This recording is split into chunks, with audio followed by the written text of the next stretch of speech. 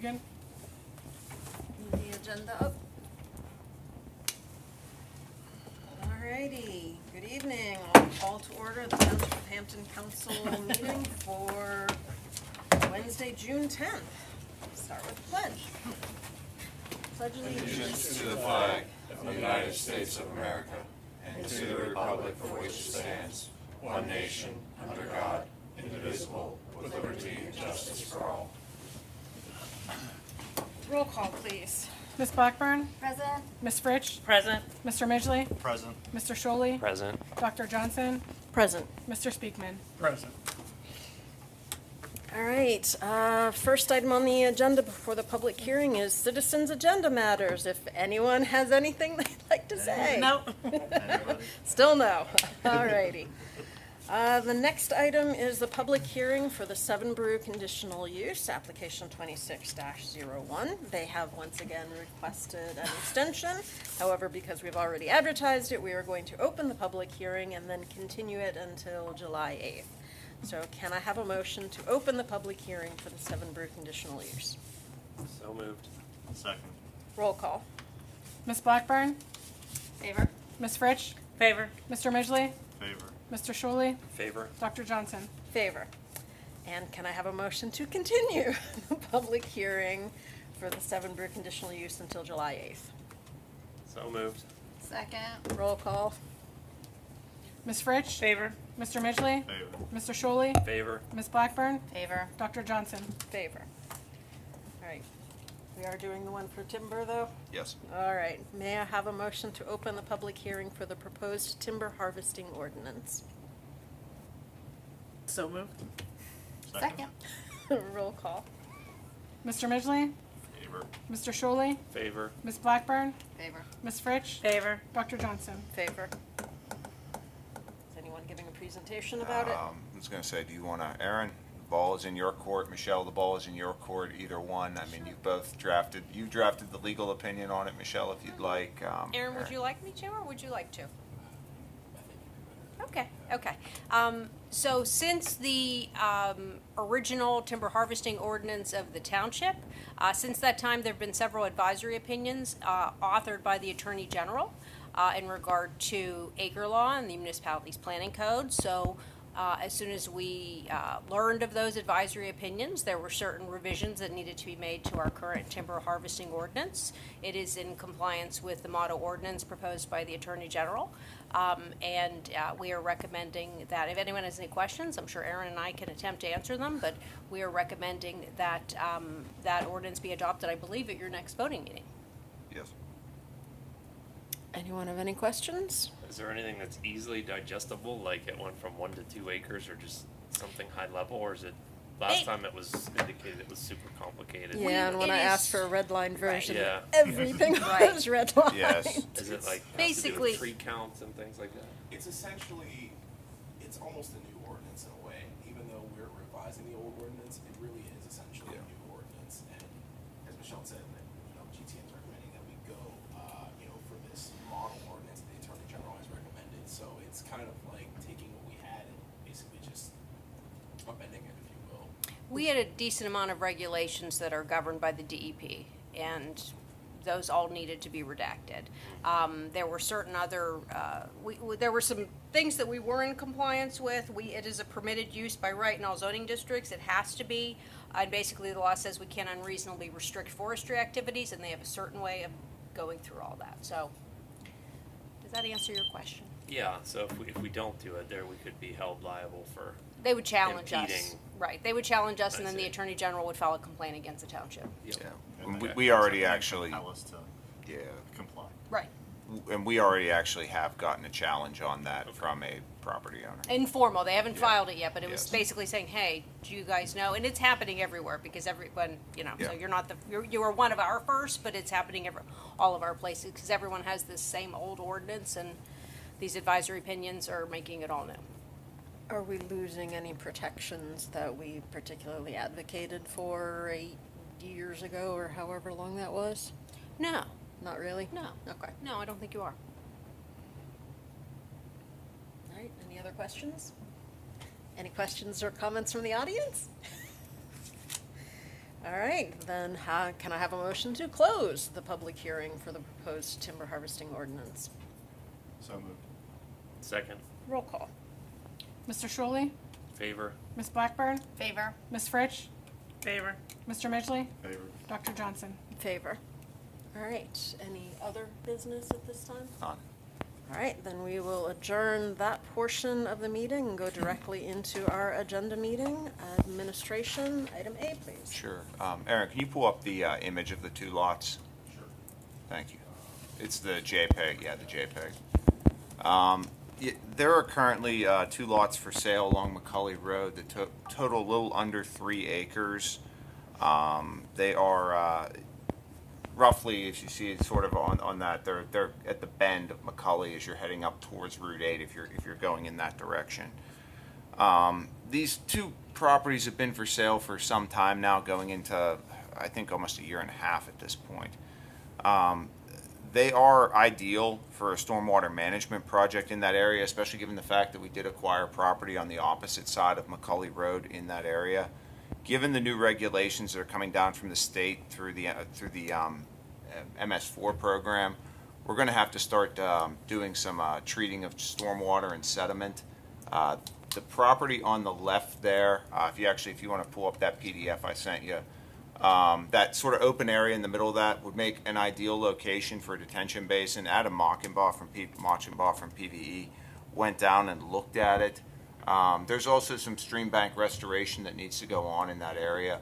So in terms of us meeting our MS4 requirements, acquiring this property, there's a lot of value in it, in my opinion. The initial asking price for it was fairly high.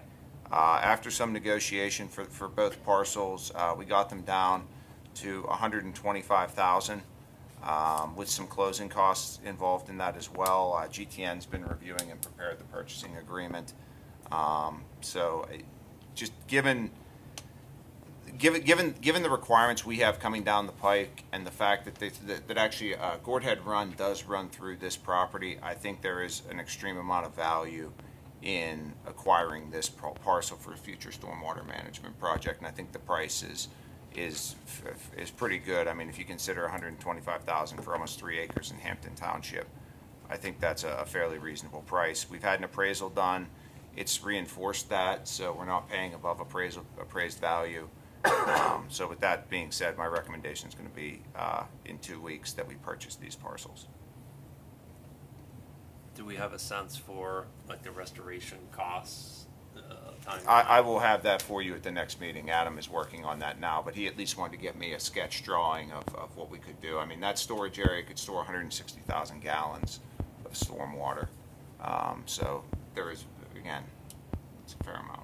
You think that's something we could do this year, next year, 2 years? It would have to be, it couldn't be this year, it would be in a future year, either next year or the year after. The other issue we have, there's a minor issue. A portion of the stream bank near McCully Road is being washed away, and it's actually exposing the abutment of the culvert that carries McCully Road over that area, which is a problem. So that's really why we have to get in there and do put in some riprap and kind of protect that.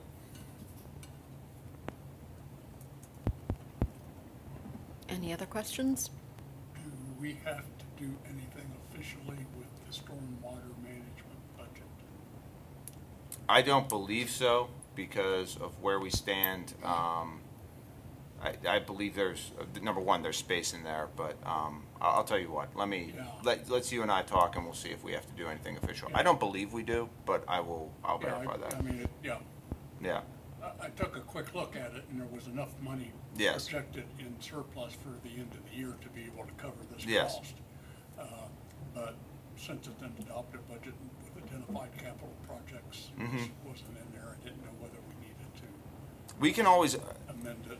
yeah, and the one thing I'd say, we can always amend, the Home Rule Charter does allow us to amend the budget, and we, typically what you see for communities that do that, they do it toward the end of the year because they have a better sense of where expenses are at that time. But we could do it, I'll talk with you and Yeah. GTN and make sure of that. All right, any other questions? All right, anything else for administration? None. All right, public safety, please. Okay, I have two items on the agenda that are closely, or they're actually directly related. The current issue in the police department is we have 4 officers that are off the schedule, either for workers' comp, one through retirement, or another one who is on light duty and will be off for maternity leave for a period of time through the rest of this year.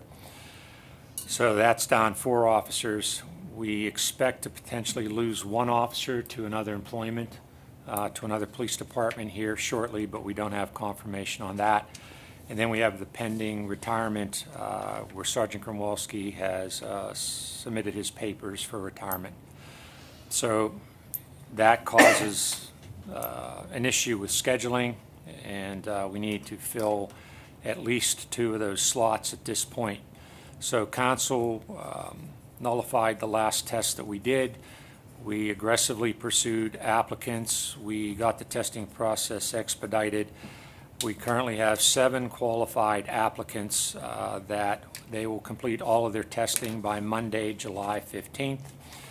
At that date, the scores will be compiled and we will create an eligibility list and have that ready to go.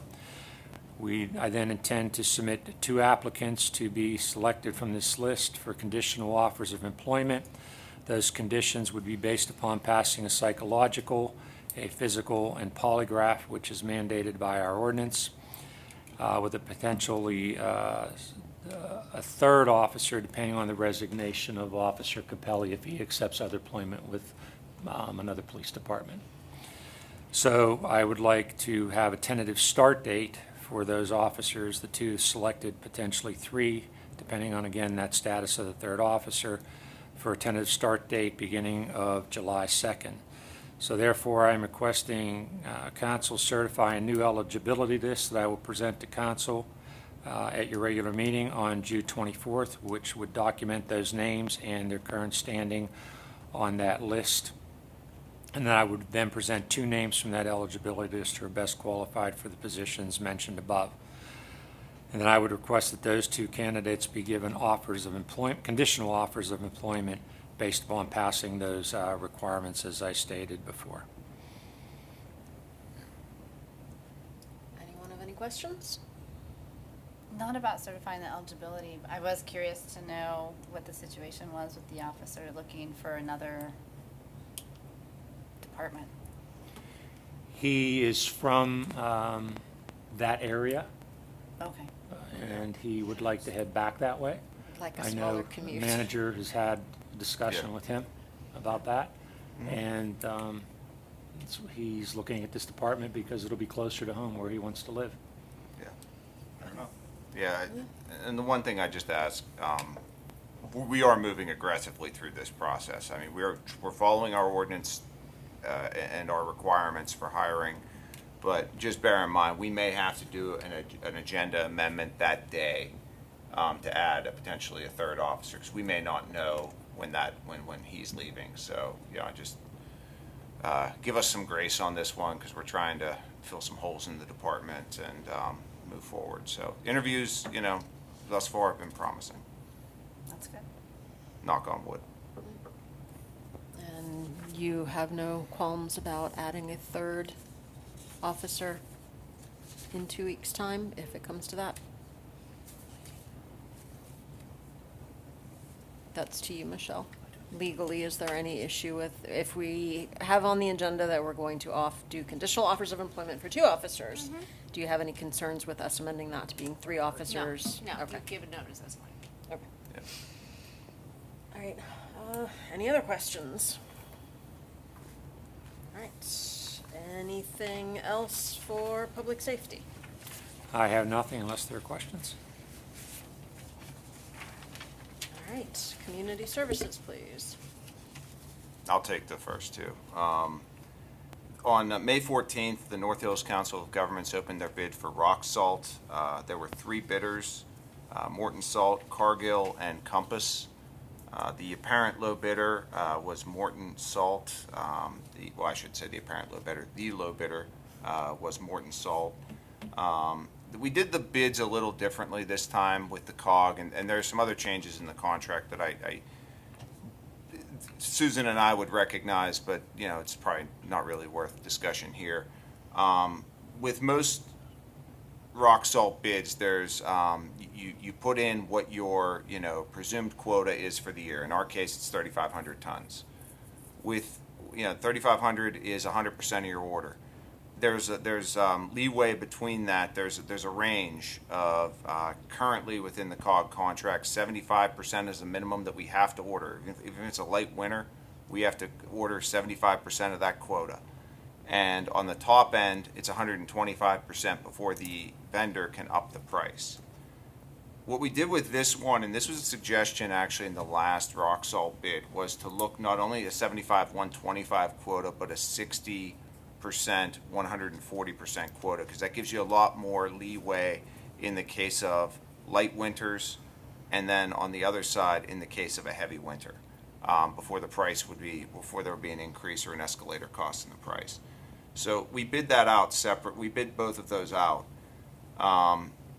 The 6140 is slightly higher. It's $3 higher. Having said that, that 15% gap between 60% and 75%, the potential savings there is beyond what that additional $3 cost would be if we would just order our quota. I think I showed you in the memo. This, in a year, one light winter, we would save $50,000 under of that current cost. The additional cost, if we just hit the 3,500 quota, would be $10,500 essentially. So I think that additional leeway is valuable. That actually matches with, we also get our rock salt from CoStars, which is American Rock Salt. That's the vendor through them. And they have a quota, they have the threshold range for them is 6140. The COG has voted, all of the member communities of the COG, the managers, all voted. I take that back. There was one who voted against it, but the remaining 14 members who voted in favor of awarding at the 60-140 level. Again, just given the additional leeway. So it's my recommendation to council that we move forward with, or we award a bid to Morton Rock Salt, base bid. It's base bid 2 actually, to Morton Rock Salt with a minimum maximum of 60%, 140% of the stated quota. Sorry, I know I threw a lot at you there and a lot of numbers. That was a lot of numbers, Ryan. Sorry.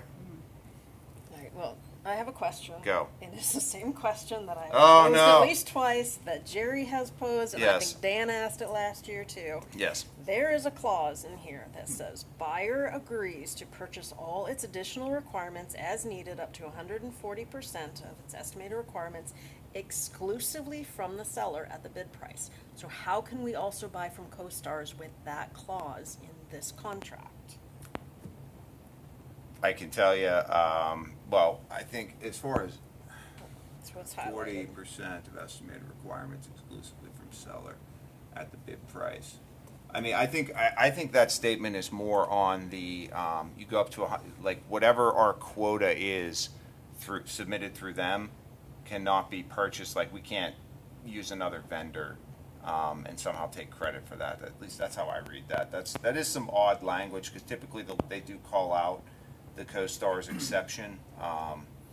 I can tell you, I mean, we're not the only community in this COG that buys through CoStars. O'Hara Township does, Fox Chapel does, Marshall Township does. What does that sentence So- say again? It says, Yeah. I'll read the whole paragraph. Buyers agree to purchase an individual minimum 60% of its estimated requirements from seller at the bid price. Buyers also agree to purchase all of its additional requirements as needed up to 140% of its estimated requirements exclusively from the seller at the bid price. Well, it should just say from seller essentially. You don't like the exclusion. I don't like the exclusively because Okay. we don't buy exclusively No. from them. And we're not the only ones. Yeah, we have to buy 4,900 tons before we look at another vendor. Right. Yes. That's the way I understand it. Yeah, And I'm just that's a the plain little reading bit of that contract. Okay. Yeah, I'm a little bit more concerned about it this year because I know previously we've kind of Yeah. done the minimum on a COG-wide basis, but now we're doing the minimum on a municipality basis. Yes, we are. So they may be looking more carefully at individual municipality orders. I don't know, it's Would just. they tweak it? I'll talk with Lynn tomorrow. That's not a problem. Let me talk with Lynn and see what we can do about that language. All right. Anyone else have any questions? I think the math makes sense. I like the 60-40. kind of protects you on both sides for $3 more. I don't know, kind of makes sense. Jerry's giving me a look. He doesn't think there's gonna be a light winter again. I would love to Think see, positive, Jerry. if it's not too much work, like 2020, 21, 22, 23, how much did we actually use? Is it like 3,000 a year?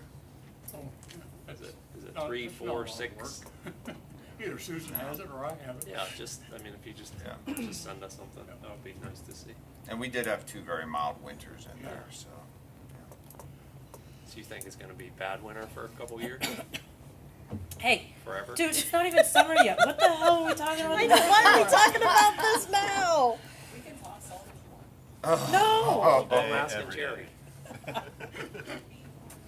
I will only add that even at this, oh, what do I say? When I started this thing in 2008, we were paying let's say $47 a ton, Yes. okay, in that range. But there was a year that we were paying well over $100 a ton. So we're not, still haven't inched our way up past the record amount that we had to pay one year, so that's the bright side. It never goes down. Oh, I guess I did ask, wanted to ask, was there any other addition regarding failure to deliver that was incorporated into any of the discussions for this contract? No, the liquidated damages as we instituted this year actually remain in there. Yeah. I can tell you, it's funny, I had a discussion with Morton just last week. They wanted to know if we would give them the money that we held back on liquidated damages, so, yeah. It was $32,000. So, but no, the liquidated damages, and I can tell you, if we see the delays we saw with rock salt again this year, in this winter, I have no problem enforcing that again. Well, yeah. Because I think that's the best way to do it, is to penalize them on the payment, on us when we make the payment, as opposed to try to go after them another way. Did they provide any explanation? They just wanted grace. They, as yes. to why they were leaving us hanging dry? The discussion we had with Morton, Susan. What? What was their defense? They're doing the best they can. Like, it was disappointing. Yeah. There wasn't a defense, just No. their reason for delay was just, we were doing the best we can was their response. Well, was that the delay that happened when the barges froze on the river? Or was that a different delay? It was happening before that. Okay. Yes. Yeah. They were low before, they couldn't cut the barges in before they froze. It was clearly. Okay. Yeah. Okay, thank you. Right. Any other questions on the rock salt agreement? All right, item B, please. The North Hills COG operates a compost site in Ross Township. There's 7 municipalities in the COG. Hampton's one of them that send leaf. We deposit, in our case, we deposit our leaf waste that we collect in the fall from Public Works at that site, and it's serviced there through a turner and a front loader, and eventually becomes compost that you see now. The remnants of it near our cardboard dumpsters. As part of a grant application that the COG is doing to replace those 2 large pieces of equipment, they were looking at their compost agreement. The agreement that's in front of you tonight is just an updated version of the old agreement that was agreed to at some point, and actually, I said the early 2000s, it was actually the late 90s. It became clear just looking at it that we had to update it. The main updates are mostly administrative: invoice due date, change in address. There is one substantive change, that the language charged per cubic yard of compost material can be changed by the COG by action of the board.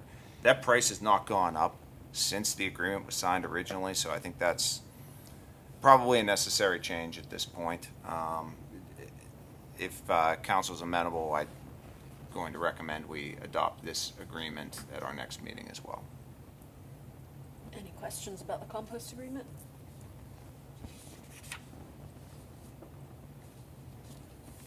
right, anything else for community services? Environmental services. Thank you.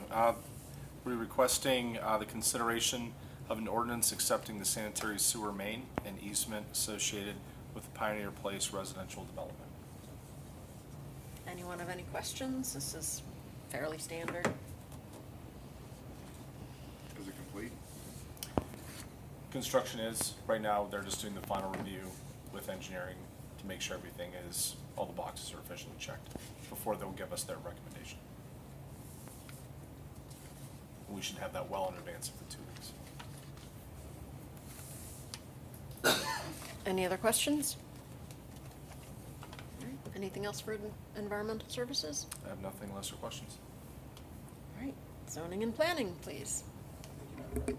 So, as everyone is aware, Seven Brew is proposing a location on Route 8. And as part of that proposal, we're going to, planning and zoning is going to need to seek authorization to submit the utility permit, HOP, highway occupancy permit, to PennDOT on behalf of Seven Brew. Thanks. All right, one thing I did notice on the application for the highway occupancy permit, it still lists Amanda Lucas as the contact person, so you might want to update that. I'll be sure to make sure I update that, yeah. Does anyone have any questions on that item? All right, item B, please. Yes, also as part of this potential development, essentially, planning and zoning is going to seek authorization to have the appropriate township officials execute an agreement with Seven Brew for the maintenance of a stormwater facility. Anyone have any questions? All right, item C, please. Yes, so might be best if we do item C, D, and E together. This is also in relation to Seven Brew. We actually had anticipated that they were going to attend this meeting. The request for an extension was actually requested, I guess, I think that was Monday. So, yeah, we were planning on going through these agenda items. So there's nothing really to discuss today on those. When they do eventually Yes, turn when up, they I do have questions eventually, about the yes. traffic study. Yes.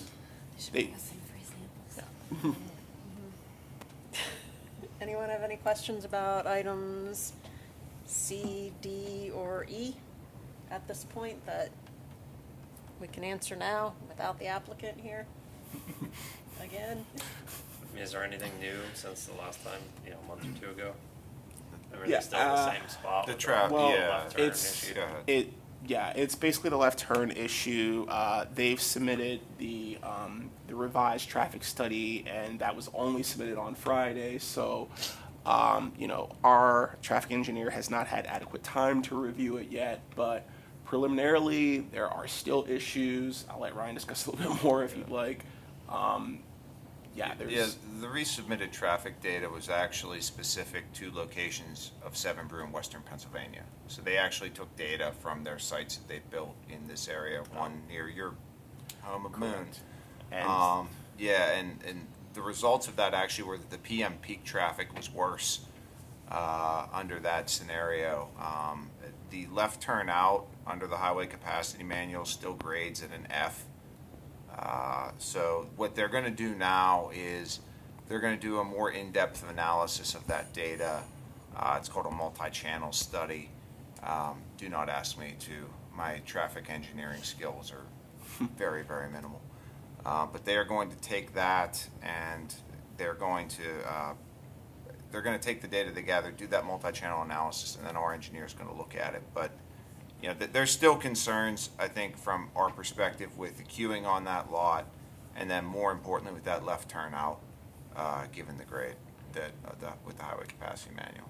So Another thing to mention, though, too, is that this, as Ryan mentioned, the new traffic study did show that the PM was actually surprisingly busier time than the AM.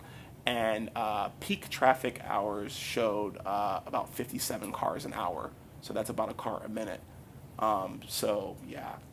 And they have a target of about 4 minutes service time. So that's, you know, from getting in there and getting out. That's the target. That's not their average. We actually asked them to provide some data showing what their actual average service time is. So yeah, basically preliminarily, it looks like it might be, you know, there might be some issues here. Yeah. So if this continues to grade as an F and they just can't figure it out, does it not even come in front of us at that point? Or, No, like, it still comes in front of you. So we still have to be. And I would just say at this point, I'll probably withhold my comments, just given, you know, potential litigation that results from conditions placed during conditional use, and, I understand. Michelle. Yeah. I'm watching what I Thank say. you. I know, I'm yeah. watching what I say. I'm freely gonna admit I'm concerned about Oh, high school students making a left-hand turn out of Yeah. there during high traffic times. There We're was- gonna see accidents. There was also a comment, or a suggestion, I should say, made by the applicant of potentially during peak times coning off the left-hand turn, which, yeah, exactly. As you expected, there were actually several Plan Commission members who had the same reaction. And keep in mind that this is very popular amongst high schoolers, and their target for employees, their target ages of employees are, I think they said 18 to 24. That's correct. So you also have basically young people who are also serving young people, and the potential of someone putting cones to stop people from, you know, making a left turn on Route 8. Yeah. In addition to potential queuing on Route 8, you know, entering the site too. Railroad gate. There you go. You could do that as well, I guess. Yeah. All right. Any other questions about the 7 Brew items that we can answer at this time? All right. Item F, please. Yes, so this is in relation to the mod wash on Route 8. We're seeking authorization, I'm recommending that we release the bond there. They've just about passed everything. There were still just one minor comment from PVE that needs to be addressed, but they're in communication with us on that right now. But yeah, pretty much everything's done there, so I'm definitely recommending that we release that bond. All right. Any questions? All right. Item G, please. Our other Similarly coffee for- place. Yeah, another coffee place, but they also sell donuts, so there you go. And they have an area that you can actually go into, so that's great. Similarly for Dunkin' Donuts, they've addressed everything. We actually don't have any outstanding items or outstanding issues there, so Great. Planning and Zoning is also going to recommend the release of the bond. Any questions on the Dunkin' Donuts item? All right. And item H. Item H, as discussed, we have a proposed timber harvesting ordinance. We've pretty much gone over this, so. Yep. I don't So, think there's any other items for zoning and planning? Nothing further to add. All right. Other business? It doesn't show up on the upcoming events. Just a reminder, though, Shaler Hampton EMS is having their elected officials briefing on Monday, June 15th, 6:30 at the community center for everyone to attend who's invited. If I didn't RSVP, can I still show up? You absolutely can. I just emailed Eric and said, can I come if it's not too late? Oops, I didn't RSVP. I assume I he knows think I'm they coming. expect You're a you to board be there. member. I I think assume he knows knows. I'm coming, Yes. so. I think Monday, I 6:30? RSVP'd, but I'm not sure. I just gotta put that on my schedule. Yeah. Yeah. He is planning, like, I believe everyone's attending. So, Okay. Great. yeah. Anyone else have anything that they'd like to add for other business? All right, then we are going to adjourn to an executive session at which we will be discussing personnel matters. Thanks for coming, Frank. Have a good night. Did I miss that memo? Jack. Jack on the date.